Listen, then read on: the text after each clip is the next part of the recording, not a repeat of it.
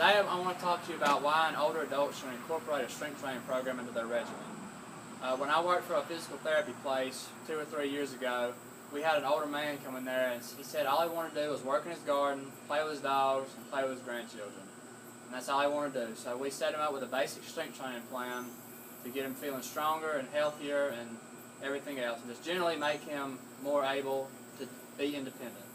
And in 2 months, he was healthier than he had been in 10 years. And so this incident made me want to share why an older adult should resistance train regularly. The first benefit I want to talk about is arthritis relief. There was a study done at Tufts University recently, and they had a strength training program with older men and women with moderate to severe knee osteoarthritis. Now, osteoarthritis is a degenerative condition that affects the joint cartilage and the underlying bone. And the results of this study showed a decrease in pain of 43%. It also improved the clinical signs and symptoms of disease and eased the pain of osteoarthritis. It also improved their muscular strength and helped people with rheumatoid arthritis increase function and reduce soreness. And rheumatoid arthritis is a condition, it's a chronic progressive condition that affects the joints of the fingers, the wrists, the ankles, and the feet. And it can cause deformities, and strength training will help you reduce your soreness and function more properly. The next thing I want to talk about is the restoration of balance and reduction of falls. Poor balance and flexibility contributes to falls and broken bones in the older adult population. These fractures can result in significant disability and, in some cases, fatal complications. Strengthening exercises, when done properly and through a full range of motion, they can increase a person's flexibility and balance, and this decreases the likelihood and severity of the falls. And there was a study done in New Zealand in which women 80 years of age and older showed a 40% reduction in falls with simple strength and balance training. Whether you've been strength training or not, that can make the difference in between whether, if you're walking down the steps and you lose your footing, whether you're able to grab onto a railing and pull yourself up, or whether you just fall down the stairs, or if you're walking through your living room and you catch your foot on the rug, whether or not you've improved your balance is going to help maybe prevent you from a fall and breaking a bone.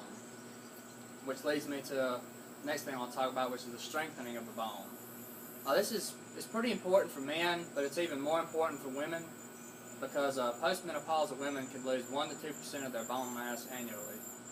There was a study published in the Journal of American Medical Association in 1994, and it showed that strength training increases bone density and reduces the risk of fractures among women ages 50 to 75. So, as I said before, it's very important that as an older person you do not break a bone, because this can lead to serious issues.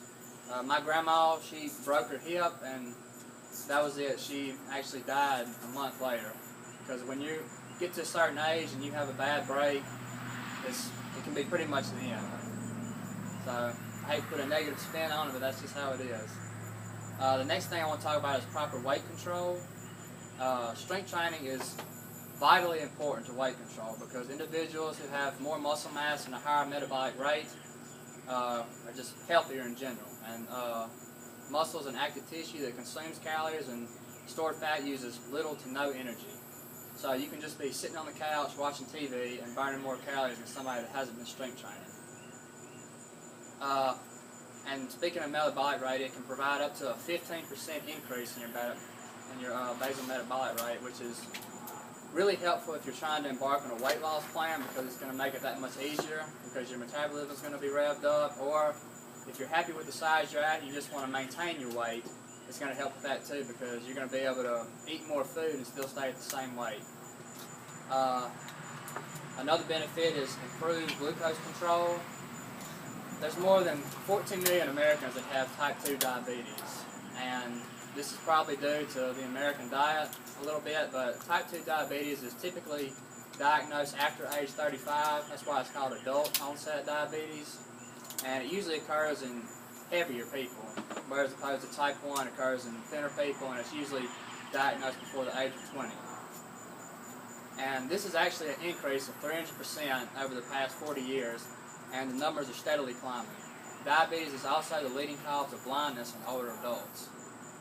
There's been a recent study of older Hispanic men and women, and they did 16 weeks of strength training, and it had dramatic improvements in glucose that are comparable to taking actual diabetes medication. So just by including strength training in your daily regimen, you can have some of the benefits that are comparable to taking actual diabetes medication, and it's free with no side effects. Healthy state of mind.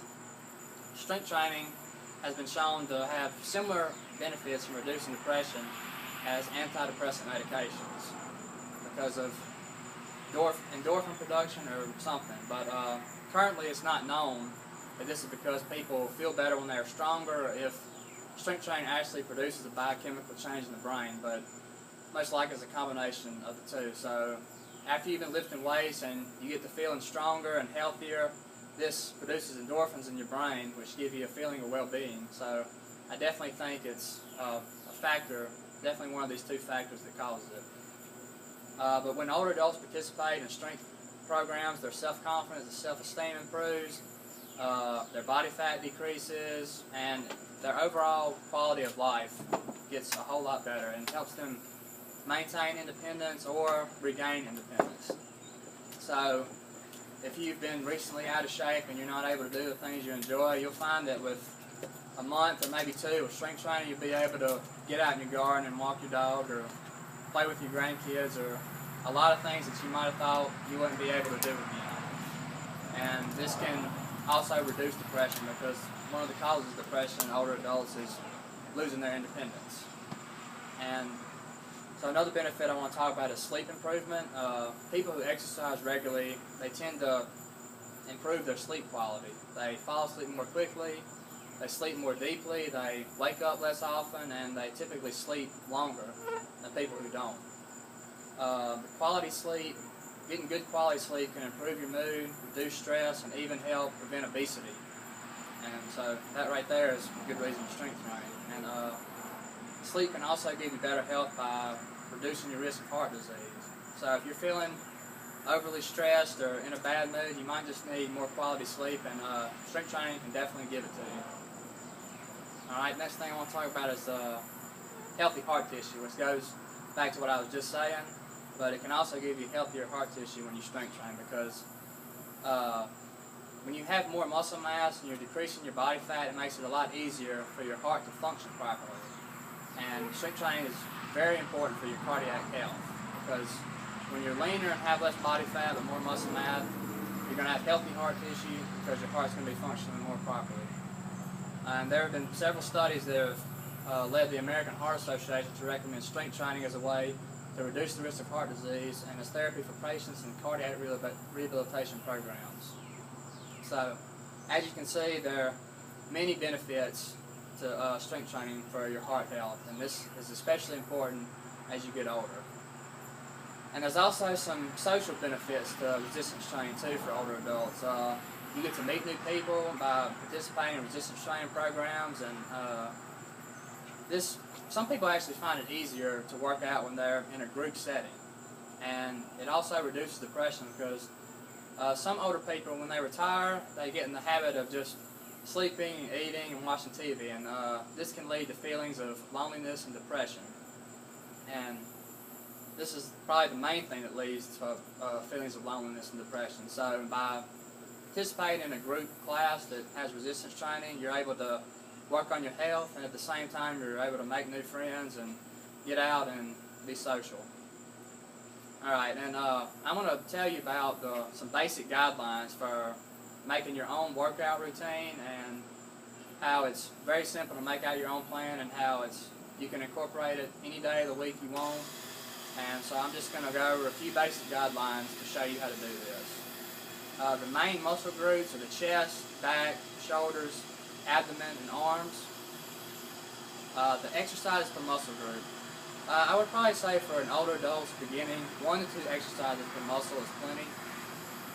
If you're doing primarily multi-joint exercises, you need to remember that you're going to be working more than one muscle group at a time, or a specific muscle. So let's say you're doing a machine chest press and then a dumbbell bench press. You're also going to be working a lot of your shoulders and a lot of your triceps in that. So that's going to have you, if you're doing a full body workout, that's going to have you fatigued for the rest of the workout.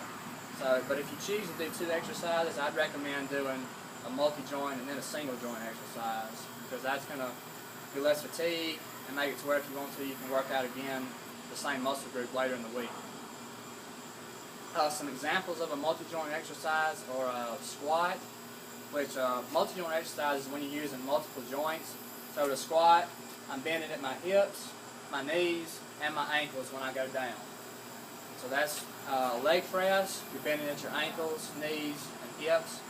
Or a bench press, you're bending at your shoulder joint and your elbow joint. And sometimes your wrist joint, even though you're not supposed to, but it can be incorporated too. Some examples of a single joint exercise. The single joint is just moving one joint in your body. So an example of that would be a dumbbell curl. And so a dumbbell curl, you're just moving your elbow joint. Or a tricep kickback, you're just moving your elbow joint. Or a knee extension, you're just going to be moving your knee joint. So sets per exercise, there have been studies that have shown that 1 to 3 sets is enough to gain muscle strength, and it's definitely enough for an older adult. It might be best to start out with 1 set, and then you can progress to 3 sets as your muscle and endurance and your strength improves. And I would recommend starting with 1 set, and then you can add intensity by doing 2 sets and 3 sets. The reps per set, you should start out with 12 to 15 reps per set, because the weight will be light enough that you can learn your exercise form and technique, and you can perfect the technique for the exercises you want to incorporate in your program. And when you get comfortable, you can progress down to 8 to 12, which is going to be slightly heavier, but there's really no need to go any heavier than 8 to 12 if you're an older adult. You can get all the benefits you want from the 8 to 12 or 12 to 15 rep range. But the most important thing is you incorporate progressive overload. So when you get to the top of that rep range, like say you're doing 2 sets of 8 to 12, when you get to 12 reps on both sets, you increase the weight by as small as you can, which is usually probably 5 pounds. So increase the weight when you get to 12 on both sets of the repetition range of 8 to 12, you increase the weight by 5 pounds. The days per week would probably be 2 full body workouts a week. That'd probably be a good place to start. And as you progress, you can do separate muscle groups like chest and biceps Monday, back and triceps Tuesday, or whatever you want. But full body workout 2 days a week is a good beginning point, and it's definitely worth it to include strength training in your daily regimen. And